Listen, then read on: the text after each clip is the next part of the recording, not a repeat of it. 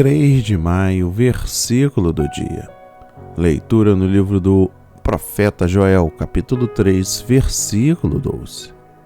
E a palavra diz: ainda assim agora mesmo, diz o Senhor, convertei-vos a mim de todo o vosso coração, e isso com jejuns, com choro e com pranto.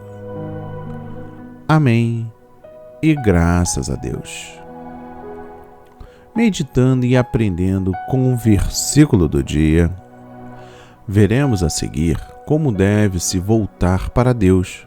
Deus não apenas chama o seu povo a voltar-se para Ele, mas detalha como deve ser essa volta.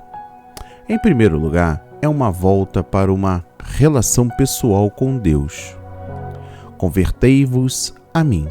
E isso é magnífico, pois mostra o supremo valor da graça de Deus, pois o ofendido, que é Deus, claro, é aquele que busca a restauração do ofensor, nós. O ofendido é quem convida o transgressor a renunciar à sua rebeldia. Quando diz a expressão convertei, evoca um relacionamento pactual. O povo de Deus é como o filho prodígio que precisa voltar ao lar do Pai Celestial. Não basta cair em si, é preciso voltar para casa. Não basta ter convicção do pecado, é preciso pôr o pé na estrada da volta para Deus. Não é apenas um retorno à igreja, à doutrina, à comunhão, a uma vida moral pura, mas uma volta para uma relação pessoal com Deus. Em segundo lugar, é uma volta com profundidade. Veja bem, de todo o vosso coração. O povo de Judá estava endurecido e indiferente à voz de Deus. Viviam para os seus prazeres e não se importavam com as exortações do Senhor. O juízo estava à porta e eles folgavam em seus pecados. Antes do Eterno derramar seu juízo, Ele nos dá a oportunidade de nos arrependermos. Deus não aceita coração endurecido. Salmos 51, versículo 17. Ele não satisfaz com uma espiritualidade cênica, farisaica ou hipócrita. Ele vê o coração e requer verdade no íntimo. São muitos aqueles que, após um congresso, um retiro espiritual ou uma mensagem inspirativa, fazem lindas promessas para Deus. Compromete-se a orar com mais fervor, a ler a palavra com mais avidez. Outros ainda derramam lágrimas no altar do Senhor, fazem votos solenes, mas todo esse fervor desaparece tão rápido como a nuvem do céu e o orvalho que se evapora da terra. Há aqueles que só andam com Deus na base do aguilhão. Só se voltam para Deus na hora que as coisas apertam. Só se lembram do Senhor na hora das dificuldades. Não se voltam a Ele porque o amam ou porque estão arrependidos, mas porque não querem sofrer. Para esses, o Eterno é descartável. Estes possuem uma fé utilitarista. Em terceiro lugar, é uma volta com diligência, e isso com jejuns. Deus conclama o seu povo que não aceita um arrependimento trivial, raso, transitório. Antes de serem restaurados, precisam ser tomados de uma profunda convicção de pecado e de como havia ofendido a Deus. Quem jejua tem pressa. Quem jejua está dizendo que a volta para Deus é mais importante e mais urgente que o sustento do corpo. Mateus 4, versículo 4. O jejum é um instrumento de mudança, não em Deus, mas em nós.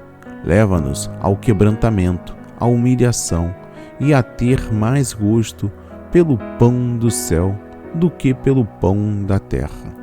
O jejum é uma experiência pessoal e íntima. Mateus 6, versículos 16 a 18. Há momentos, porém, que ele se torna aberto, declarado e seletivo. Joel conclama o povo todo a jejuar neste processo de volta a Deus. Veja bem, o rei Josafá, numa época de profunda agonia e de ameaça para o seu reino, convocou toda a nação para jejuar, e o Eterno deu-lhe livramento. 2 de Crônicas, capítulo 10, versículos 1 a 4 e 22. A rainha Ester convocou todo o povo judeu para jejuar 3 dias, e Deus reverteu a sentença de morte já lavrada sobre os judeus exilados. Em quarto lugar, é uma volta com sinceridade. Rasgai o vosso coração e não as vossas vestes. Deus não se impressiona com o desempenho humano. Ele não é movido por nossos gestos, nossas teatralização. Ele não se satisfaz com uma espiritualidade divorciada de uma vida de santidade. Ele não aceita um quebrantamento apenas exterior. Esse costume de rasgar as vestes era parte da reação cultural diante de uma crise. 2 de Reis, capítulo 19, versículo 1. A contrição interna é mais importante do que a manifestação externa de pesar. É o coração que deve ser atingido.